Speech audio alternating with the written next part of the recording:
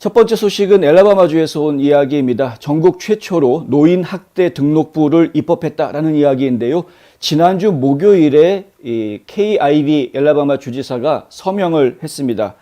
의회에서 통과했을 때부터 이것이 좀 뜨거운 관심을 받기는 했습니다만은 노인들에 대한 학대가 사실 점차 미국에서도 중요한 사회 이슈가 되어가고 있는 것이 분명해 보입니다.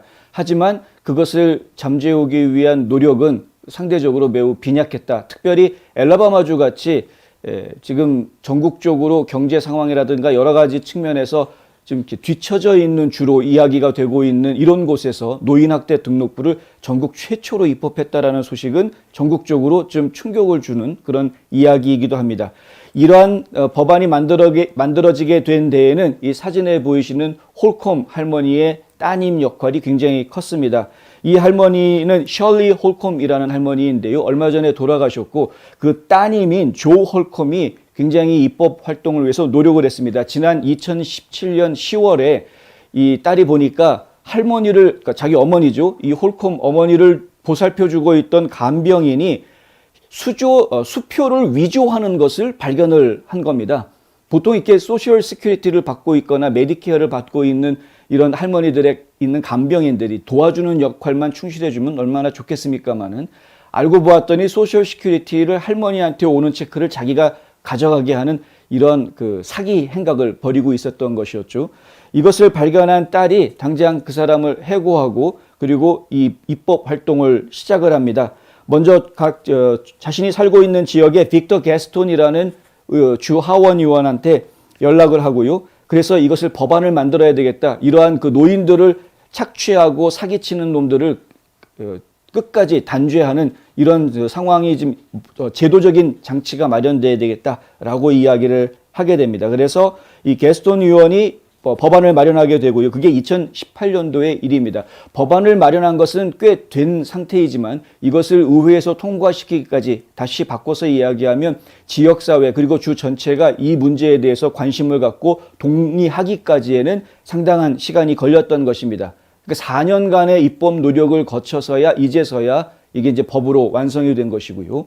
이번 법에 따르면은 그 가족 구성원들에게 노인들을 포함한 직업을 위해 고려되고 있는 누군가가 노인 학대로 유죄 판결을 받은 적이 있는지 확인할 수 있게 해주는 것이다 라고 이야기합니다. 마치 성범죄자가 성범죄를 유죄 판결을 받으면 그러면은 성범죄자 등록부에 이름이 기재가 되고 어디에 누가 살고 있는지 공개가 되는 것처럼 그와 유사하게 노인 학대를 한 사람들도 정식으로 노인 학대로 유죄 판결을 받게 되면 그러면은 그 유죄 판결 받은 사람의 신상 정보를 노인 학대 등록부에다가 기록하게 하는 이런 방식입니다. 이런 그 엘라바마 주 인적 자원부에서는 이런 이야기가 나왔는데요. 성인 보호 서비스 책임을 맡고 있는 샘 스미스한테서 나온 이야기입니다. 우리는 모든 정보를 한 곳에 저장할 수 있는 장소가 필요하다. 아무도 빠져나가지 못하게 하겠다. 이런 이야기를 했고요. 그 알라바마 주 인적 자원부의 통계에 따르면은 노인들에게 신체적 학대, 방임 또는 금전적 착취 이런 것들을 포함한 노인 학대 신고 건수가 무려 11,122건이나 보고가 됐다. 이것은 지금 계속 증가하고 있는 추세다. 이런 통계가 나와 있습니다. 이 입법 활동을 추진했던 민간인 조 홀콤 여사가 이런 이야기를 하는데요. 노인 학대에 대한 국가 차원의 등록부를 보기를 바란다.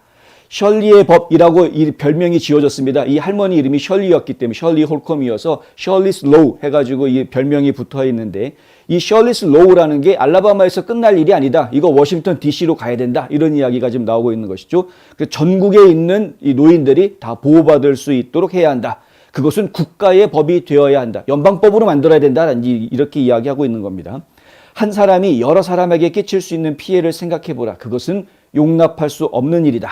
이런 이야기를 이제 조 홀콤 씨가 했는데 이게 전국적인 연방법으로 정말 되기를 저도 바랍니다. 이게 뭐 무슨 성추행범만 나쁜 놈이고 노인학대법은 경범죄로 풀어주고 이러면 안 되는 것이죠. 노인학대도 엄연한 범죄이고 더군다나 재범의 가능성이 상당히 크기 때문에 성범죄자들처럼 사실 모든 범죄가 재범의 가능성이 상당히 크긴 합니다. 그래서 교화기관이란 교도소가 있는 이유가 죄를 줘가지고 사회에서 격리시키는 그런 목적으로만 있는 것이 아니라 사실은 그 죄인들이 각성을 하고 배워서 자신의 생각을 바꿔서 다시 사회로 나올 때에는 좀 순화된 선량한 시민으로 이 사회에 나올 수 있도록 교정 작업을 해주는 것이 사실 중요한 역할이긴 한데 그게 참 뜻대로 되지가 않죠. 그렇다 보니까 한번 교도소 생활을 했던 사람들, 뭐 흔한 말로 그들식 표현으로 얘기하면 일단 학교를 갔다 온 사람들은 경력이 붙고 좀 더 많은 것을 배워서 나쁜 것들을 배워가지고 이 사회에 나와서 다시 범죄를 짓게 되는 경우가 많다.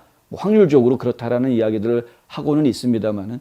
근데 어쨌든 그런 재범의 확률 이런 것들이 있기 때문에 안전하게 보호받아야 하지만 취약한 상황에서 방치되고 있는 노인들에 대해서는 특별히 지금 법적인 보호가 필요하다. 이 점은 많은 분들이 공감하시리라고 생각을 합니다.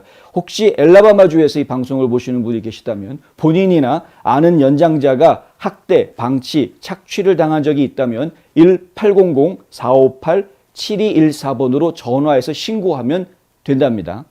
800-458-7214번입니다.